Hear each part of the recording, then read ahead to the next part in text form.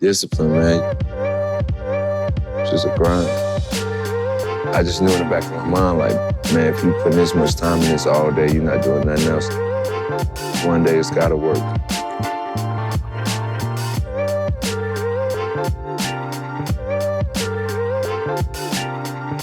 Metro Boomin want some more.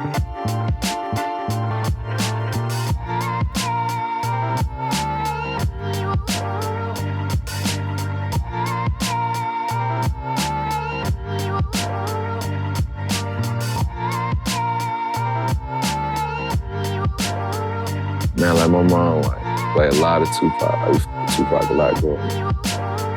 There's a whole lot of other producers and a lot of stuff with heavy, like, you know, Dre, Pharrell, shit like that. 3 6 Mafia, like their beats, like it wasn't nothing else I ever heard sound like that. Definitely influenced me a whole lot. They're legends. Not just off of all the hits and all this they made, but just by being culture icons. And that's why I look to be like a culture icon. I'm all around, I'm a musician, so rap, you know, that's what I like. That's what I was raised on, so. A lot of times I get on Apple Music, whatever, and just go and shuffle through different genres just to spark ideas. I wanted to be a rapper when I was younger, so you gotta buy beats and pay for it. I didn't have any money for that, so I was just trying to make my own beats. I started making beats in the 7th grade. I don't rap.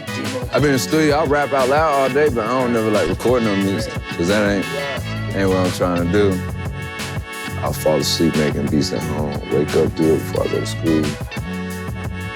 I was in high school, I had this song with Alley Boy, had Jeezy and Yo Gotti on it. I remember just being in the back on the computer waiting on a lot of mistakes count down. It made me realize I want to make music and just put all my time on that.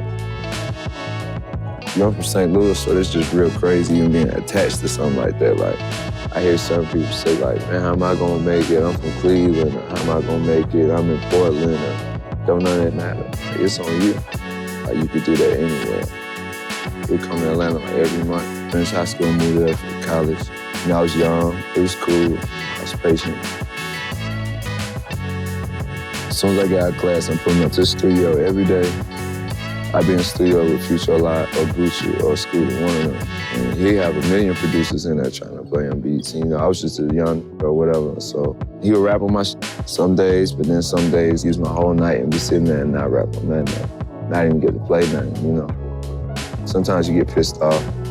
Like, man, this I'm pulling up on Gucci, man, he rapping on my stuff. Just be mad, like that. It just made me work harder. Leave there, go back to the door and make even more beats. You just gotta be a machine. I live with Sonny Digital. He was one of the people who was telling me, like, I would always complain about how I ain't like school and all this and that. He would just be like, man, if you don't like it that much, then, you know, stop going. Before I dropped out, Future dropped Karate Chop. And living in Atlanta and just watching how crazy that started going, like, I remember that forever. It made me realize I wanted to put all my time on that instead of trying to split with the two and slack at both of them. Like, started just full time with the music. I was living in a dorm, so there's nowhere to live anymore.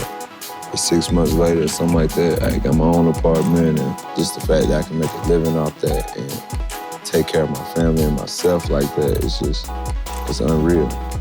It's something I always did for free, and I was always fine with doing it for free. And if I would have to do it for free again, I would be fine with that. It's almost like I'm not doing anything, but I am, you know. So it's just a real blessing to be able to do that, because I think about how it could be, how it is for a lot of people. Since I started DJing like over a year ago, selling out hard tickets and people coming with me and people stopping me everywhere. So like that, when you see how it affects people, that's when I started realizing, okay. I don't want to say I was in denial about it, but just like people would tell me these kind of things for a long time, but you don't realize a lot of things. I just feel like, because I got 4 younger brothers and sisters, and then I be at my shows, I see how young a lot of these kids are, like they're kids. If you in that spotlight and you know the kids looking at you, then it's like, okay, you could be a tastemaker to do this or do that. As Metro Boomin, you could make it cool to do drugs or do this, or you could be like, just having a positive time, fun time, you know. Because that's really what it's about. changing their moods, making them feel better, making them forget their problems. You know, music's a medicine, so it's everything positive. And you become legendary by making your own way, not trying to be nobody else, ride nobody else's way, watch nobody else and what they're doing. You be a legend just by, you know, looking straight ahead.